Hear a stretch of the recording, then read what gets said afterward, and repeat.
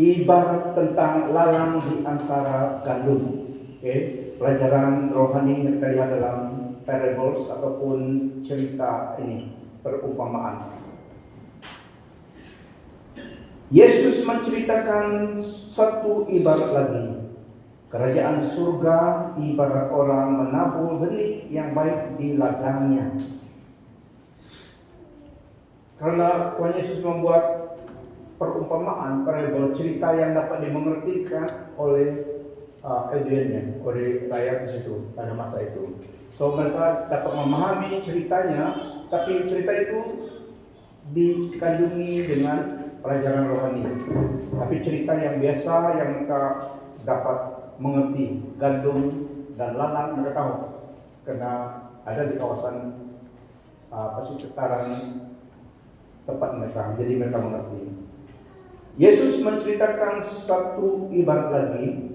Kerajaan surga ibarat orang menabur benih yang baik di ladangnya. Pada waktu malam apabila semua orang sedang tidur, musuhnya datang menanam lalang di antara gandum itu. Setelah gandum itu membesar, lalang pun bertumbuh juga. Hamba peladang berkata, "Tuhan, menabur benih yang baik, dari mana pula datangnya lalang itu?" Jawab peladang itu, "Ini perbuatan musuh." Hamba itu bertanya, "Adakah Tuhan hendak kami mencabut lalang itu?" "Tidak," jawab peladang itu.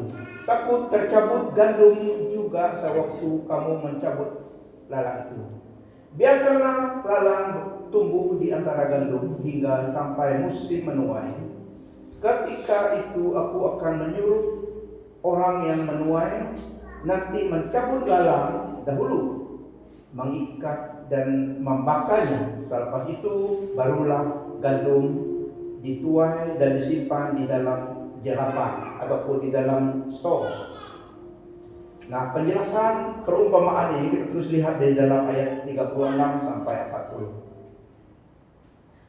Dalam Matius 13 tadi, maka Yesus pun meninggalkan orang banyak itu lalu pulang.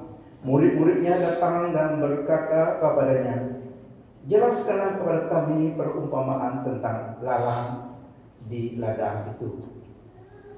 Ia menjawab, katanya, "Orang yang menaburkan benih baik ialah anak manusia, yaitu Tuhan sendiri. Ladang ialah dunia. Benih yang baik itu anak-anak kerajaan, dan lalang anak-anak si jahat. Musuh yang menaburkan benih lalang ialah iblis. Waktu menuai ialah akhir zaman, dan para penuai itu malaikat." So, ini penjelasan Tuhan tentang perumpamaan itu.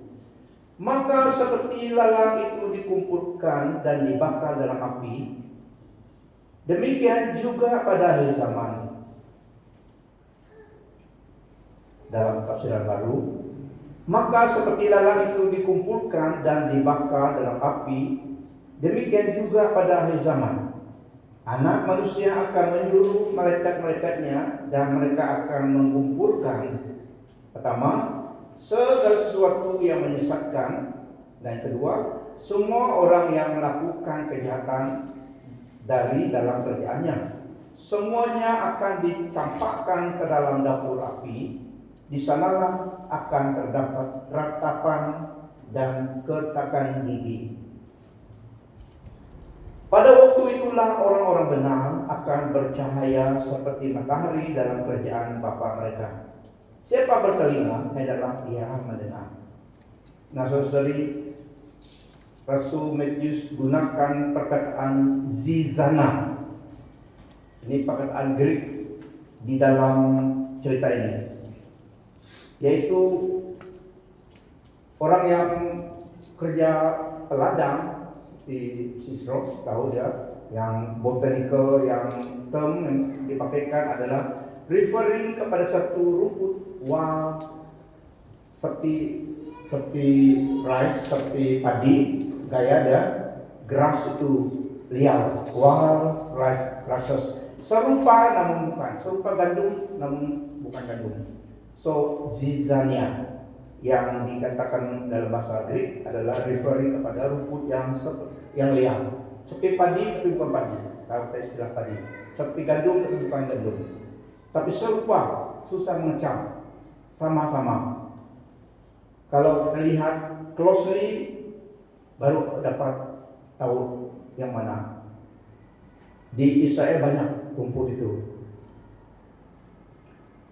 Satu rumput yang disembel gandum itu penuh banyak di Israel pada masa itu. Jadi serupa tapi bukan gandum. Nah, perbedaan antara lalang itu dan gandum adalah hanya dapat dilihat apabila keduanya telah menjadi dewasa, telah menjadi besar. Dan yang seperti memiliki telinganya adalah gandum. Jadi dia punya seperti telinga itu turun bawah. Dia turun bawah. Tapi yang rumput liar ini yang sama dengan dia setelah membesar, telinganya naik atas, berdiri tegak. So, waktu itu dapat mengecam, dapat melihat yang mana yang gandum dan bukan gandum. Waktu mereka masih bertumbuh bersama tidak, sampai kepada masa dewasa baru dapat lihat the wheat mulai producing ears, ataupun sudah besar dewasa lah. Kalau padi kan sudah mulai, kalau jagung mulai sudah ada isinya. So pada masa itu dapat mengecam, membedakan yang mana yang gandum, yang mana yang lalang. Waktu mereka sama-sama membesar tidak dapat dicam, susah. Nah, dalam cerita ini respon hamba Tuhan itu, hamba peladang tadi, dia katakan, apakah Tuhan mau kami pergi mencabut lalang-lalang di antara gandum itu? Karena mereka adalah pekerja ladang itu. Maka tanya Tuhan, kan Tuhan menabur benih yang baik, kenapa ada lalang? Maukah kami pergi mencabutnya? Tuhan juga berkata, jangan. Nanti gandum juga akan tercabut. So, biarkan, kata dia, biarkan keduanya hidup, tumbuh bersama dulu. Biarkanlah lalang tumbuh di antara gandum hingga sampai musim menuai. Ketika itu aku akan menyuruh orang yang menuai nanti mencabut lalang dulu, mengikat dan membakarnya. Selepas itu barulah gandum dituai dan disimpan di dalam jelapang ataupun stok gandum. Tetapi ia berkata, Tuhan itu berkata, ini dalam tafsiran baru, jangan sebab mungkin gandum itu ikut tercabut pada waktu kamu mencabut lalang itu. Biarkanlah keduanya tumbuh bersama sampai waktu menuai. Pada waktu itu aku akan berkata kepada para penuai, kumpulkanlah dahulu lalang itu dan ikatlah berbekas-bekas untuk dibakar. Kemudian kumpulkanlah gandum itu ke dalam lumbungku, ke dalam stokku. Nah, di sini dalam perumpamaan ini Tuhan jelas apa yang ladang adalah dunia dan benih yang baik adalah anak kerjaan. Benih yang jahat resemble anak si jahat. Yang menanamnya di antara gandum tadi adalah iblis. Dan masa penuaian adalah the end of the age, pada akhir zaman. Dan yang menuainya adalah malaikat kata Tuhan, menuai gandum dan lalang itu, mengumpul lalang dibakar dan gandum dikumpul dan stok. So pekerjaan mereka. Yang Tuhan Yesus sudah jelas sekali sini adalah hamba peladang itu. Yang tidak dinyatakan siapa hamba peladang itu. Ya anak yang baik tadi, anak kerjaan adalah orang yang percaya pada dia. Dan termasuk yang menuai ladang dan masa penuaian adalah hari zaman, dan yang the reapers adalah malaikat. Tapi yang tidak nyatakan siapa yang slave itu, siapa yang hamba peladang itu dia tidak jelaskan. Jadi yang hamba peladang itu adalah muridnya pada masa itu dan orang yang mendengar perumpamaan ini, seperti saudara dan saya. Kitalah yang ada yang interpretnya, kitalah yang hamba peladang itu.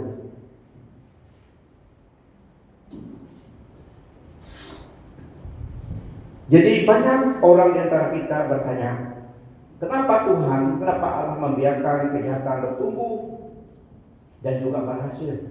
Kenapa orang jahat tapi dia berhasil juga?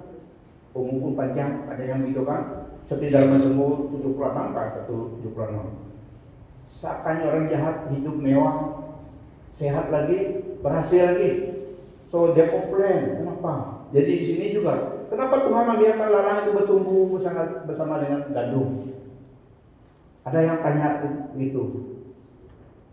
Kenapa Tuhan membiarkan kejahatan ada di dunia? Why do God allow evil thriving di dunia ini? Sehingga orang yang jahat pun yang tidak percaya Tuhan pun berjaya, berhasil dari aspek ekonomi. Jadi banyak yang tanya demikian. Coba Tuhan ambil semua orang jahat, bunuh semua orang jahat. Dia kata begitu. Kenapa Tuhan biarkan orang jahat itu terus hidup lama lagi, berjaya lagi? Kenapa tidak bunuh saya mati saja? Banyak yang berpikir demikian. Tapi Tuhan bukan seperti pikiran manusia. Kalau Tuhan melakukan demikian, mungkin kita pun tidak ada chance untuk diselamatkan. Tapi mereka tanya, mereka mau pergi mencabut lalat itu. Tapi Tuhan tahu memang mereka tidak dapat. Jadi biarkan saja. Itulah banyak orang yang yang mau mengambil hal dalam tangan mereka, membasmikan kejahatan dari dunia ini. Kenapa Tuhan membiarkan kejahatan? Tapi dalam perumpamaan ini, Tuhan itu melarang hamba-hambanya untuk bertindak sedemikian. Lagipun satu hal, memang susah untuk membedakan mana yang gandum daripada lalang. Serupa. Itulah Tuhan bilang, hamba peladang itu bilang biarkan sampai dia dewasa. Karena kalau cabut ya waktu dia kecil itu tercabut juga gandum. Dan lagi akar gandum dan lalang di dalam tanah itu intertwine, yaitu berbelit-belit. So kalau cabut yang lalang ini, kau pikir lalang dicabut, tercabut juga gandum. Jadi Tuhan itu tidak mengizinkan, tidak menyuruh hambanya, the slave, melakukan itu. Niat hati mereka adalah mau cabut yang jahat, tapi mereka pun tidak dapat mencam yang jahat. Jadi Tuhan itu bilang biarkan saja, karena akar gandum dan lalang berbelit-belit di bawah tanah. Kalau seakan mencabut lalang, gandum juga akan terjejas. Jadi biarkan saja. Tuhan Yesus berkata, dari pas ataupun penuailah yang handle urusan perkara itu. Nanti pada waktu harvest, dan bukan slave, bukan pekerja ladang itu. Bukan kita, tetapi mereka yang melakukan mencabut nyawa, membunuh. Musuh yang menaburkan benih lalang ialah iblis. Waktu penuai ialah akhir zaman, dan para penuai itu malaikat. Tugas malaikat yang mengurus penuaian dalam cerita ini. Maka seperti lalang itu dikumpulkan dan dibakar dalam api, demikian juga pada akhir zaman. Anak manusia akan menyuruh malaikat-malaikatnya, dan mereka akan mengumpulkan segala sesuatu yang menyesatkan. Yang pertama tadi, mengumpulkan segala sesuatu yang menyesatkan, dan semua orang yang melakukan kejahatan dari dalam kerajaannya. Semuanya akan dicampakkan ke dalam dapur api. Di sanalah akan terdapat ratapan dan keretakan gigi. NBB, anak manusia akan memerintahkan malaikatnya mengumpulkan semua dalam kalangan umatnya yang melakukan kejahatan dalam kerjaannya dan yang menyebabkan orang berdosa. Mereka akan dihumbangkan ke dalam relau yang berapi-api, tempat ratapan dan ketakan gigi.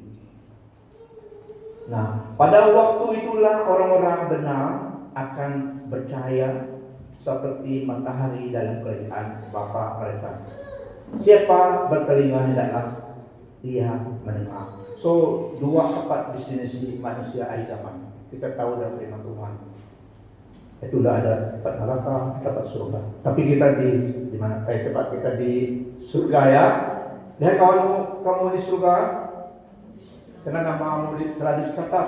Kalau Yesus adalah Tuhan yang sama kita, pasti tepat kita di situ. Tidak boleh kita ragu-ragu.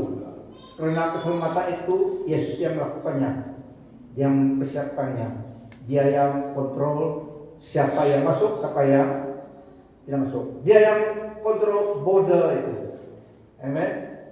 Bukan border Meksiko. Tapi ini adalah dalam domain Tuhan di dunia dan di akhirat. So, bukan salah Tuhan manusia ditempatkan di dalam hukuman kekal. Yesus mati untuk keselamatan bagi semua manusia. Tapi apakah daya mereka pilih ikut iblis? Mereka pilih memberontak. Tuhan kita telah memberi hidup dan nyawanya supaya keselamatan sampai kepada sesiapa saja. For God so loved the world, He gave His one and only begotten Son. Itu rencana Allah bagi manusia. Bukan dia mau menghukum, tidak. Dia mau menyelamatkan. Dia datang untuk mencari yang hilang, menyelamatkan. Bahkan dia bayar dengan hidupnya. Jadi, tetapi nyatanya ada juga yang tidak selamat. Bukan salah Tuhan lagi.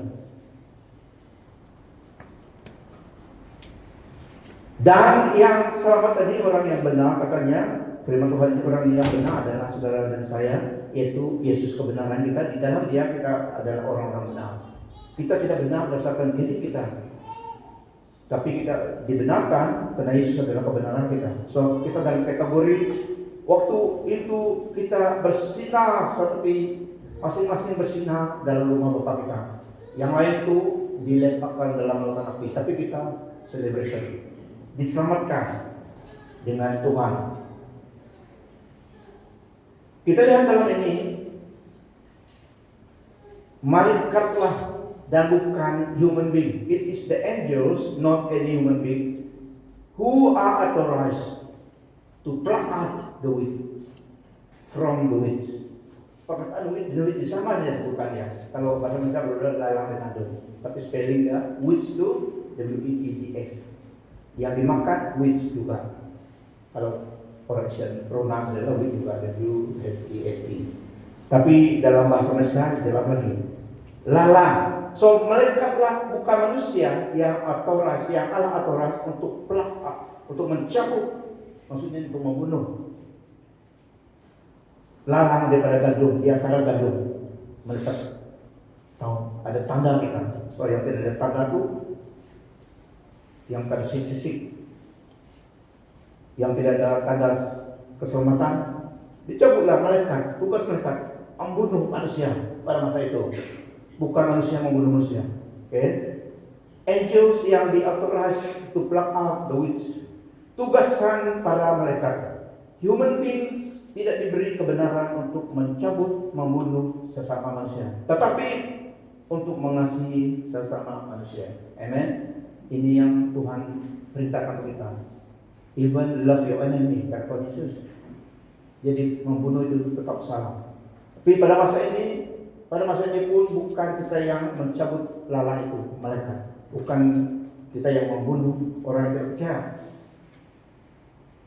Tetapi mereka pada masa itu diberi authorization.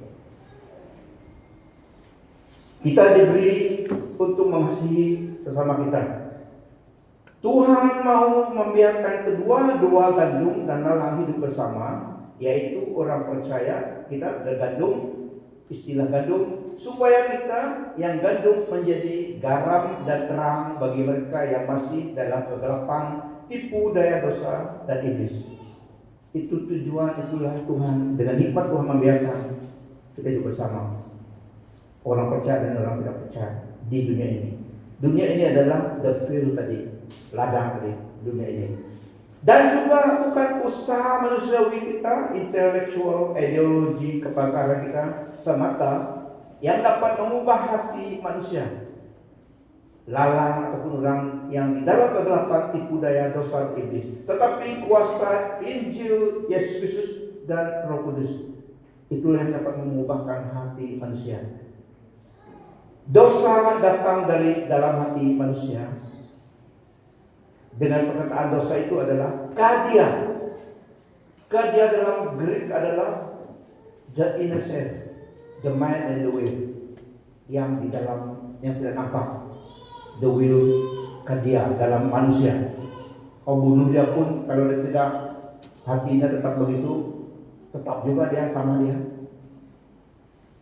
Potong sebelah tangan pun, kalau hati dia tidak berubah, tetap sama juga dia lakukan. Tetap sama juga dia tidak dapat diselamatkan. So dosa kadian adalah refer kepada inner self, the mind, the will. So no human is able to pluck out the inner self. Tidak ada manusia yang dapat mencabut the inner self kita, roh jiwa kita. Jika lalang, jika mereka itu dicabut pun dari tempatnya, jika mereka dipukul, dibunuh pun, sebelum hati mereka diubah, mereka tetap lalang yang menuju kebinasaan api juga. Nah, ini kenyataan. Hati manusia begitu degil, unless and until apabila berita baik Injil keselamatan Tuhan diberitakan dan jamahan kuasa Roh Kudus menyadari hati mereka dan mereka respon dan menerima pesan Injil itu serta bertobat dan menerima Tuhan Yesus Kristus dalam hati mereka, barulah dapat hidup mereka dirubah, diselamatkan. Nah, tugasan kita orang percaya adalah seperti garam dan terang, hidup di tengah-tengah lalang di dunia ini. Kata firman Tuhan, dan juga kita menjadi fragrant Kristus, kewangian, the aroma of Christ. Kita adalah the aroma of Christ. Lebih lagi sebagai hamba Tuhan, kita adalah the aroma of Christ, the fragrance of Christ among the saved and the unsaved. Tetapi perbedaannya different. Kita adalah the fragrance of Christ, aroma of Christ among those who are saved, among those who are not saved. Among those who are saved, kita adalah fragrance yang wangi yang baik. Follow me. Kepada orang yang tidak selamat, kita adalah bau gerombolan. Bagi orang yang tidak percaya, kata firman Tuhan, yang satu bahagian kita di antara orang yang selamat, yang percaya, kita sepertinya fragrance of life, kewangian, wangi yang menyenangkan hati. Di antara orang yang tidak di dalam Tuhan, kita adalah seperti racun bau gerombolan. Gerombolan itu kalau yang ladang dulu, tahulah gerombolan, racun lalang. Nah, kita orang Kristen, lebih-lebih sebagai hamba Tuhan, kita membawa aroma Kristus. Karena kita telah ditebus dari darah Tuhan dan Roh Kudus, Roh Allah diberikan dalam hati kita. Kita unconsciously ataupun consciously adalah pembawa aroma Kristus di antara orang, di antara lalang-lalang di dunia ini. Di bagian tadi kita adalah senang menyenangkan hati karena kita sepertinya represent Tuhan. Tapi bagi yang tidak selamat tadi susah, tidak mereka senang berikan. So semua kita adalah gandum. Jadi peranan kita tadi Tuhan izinkan kita, tugasan orang percaya adalah garam dan terang, kata firman Tuhan, dan juga fragrant Kristus yang hidup di antara orang yang masih hidup di dalam kegelapan, tipu dosa dan iblis, supaya agar lalang berpeluang melihat menyaksikan hidup kita dan yang mengabarkan Kristus bagi mereka, agar mereka berpeluang akses kepada jalan keselamatan. Itulah vision gereja kita.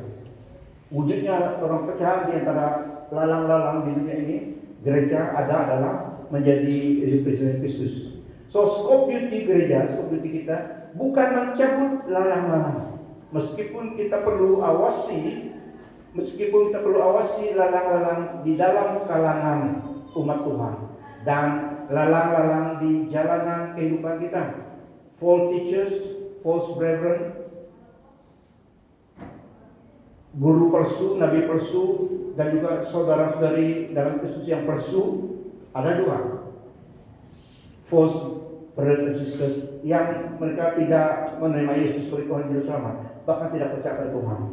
So kita perlu tahu differentiate, discerning antara kebenaran dan kepalsuan, false teachers, false believers, daripada yang genuine, daripada yang tuli. Itulah Roh Kudus memberi kepada tubuh Kristus karunia Roh Kudus, termasuk discerning of spirit, mengecam roh jahat, discerning of spirit, karunia dari Tuhan. Untuk kita dalam pelayanan, kita dapat membedakan, mengetahui ini sumbernya daripada si jahat. So mandat kita adalah memenangkan jiwa bagi Kristus, memperlengkapi tubuh Kristus agar siap siaga, teguh dalam iman dan kebenaran, dan melakukan peranan masing-masing sebagai gandum, sebagai terang dan garam di mana saja kita berada, especially di antara lalang-lalang. Kegunaan terang adalah di dalam kegelapan, kan? Dan di bawah matahari tidak ada yang menggunakan torchlight lagi, sudah cukup terang. Tapi kegunaan terang seperti torchlight adalah waktu di dalam kegelapan. So kita ditempatkan, kita di mana kita berada, ada tujuannya.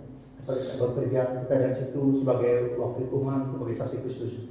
Di tempat yang gelap juga Tuhan letakkan kita di situ sebagai wakil Dia, sebagai terang bagi Dia. Itu kegunaan garam juga, sudah ada masin, takkan perlu garam lagi. Kalau masa kasam yang sudah masin, takkan kita masuk garam lagi, kan? Halo? Tapi kalau belum ada sayur, itu belum ada masinnya, kita gunakan garam. So kita diletakkan di antara gandum. Mandat kita adalah demikian, sebagai gandum, sebagai terang dan garam di mana saja kita berada. Kita mungkin tidak dapat mengancam dengan jelas lalang dari gandum, namun dari buahnya kita boleh menilai, mengenali, membedakan lalang daripada gandum. Dan dengan pertolongan Roh Kudus dan kebenaran firman Tuhan. So ketahuilah kita masih hidup di antara lalang-lalang di dunia ini. Kita adalah tubuh Kristus di dunia ini untuk menjadi saksi-saksi Kristus. Ini mandat kita, ini tugasan kita. So jangan underestimate siapa diri kita yang telah ditebus oleh Tuhan. Kita adalah ciptaan baru, hybrid dalam Yesus Kristus. Dia melakukannya menggunakan hidupnya, darahnya, hidupnya, rohnya diberikan kepada kita, darah kita. Dia menurut dengan darahnya, hidupnya menjadi milik kepunyaannya. So remind ourselves that we belong to the Most High God. Selalu, meskipun kita masih di dalam dunia, kita adalah milik Tuhan, kepunyaannya, His treasured possession. Karena Yesus telah melakukan itu. Mari kita berdiri. Kita adalah gandum. Kita adalah terang dunia. Kita adalah garam dunia. Hidup di antara lalang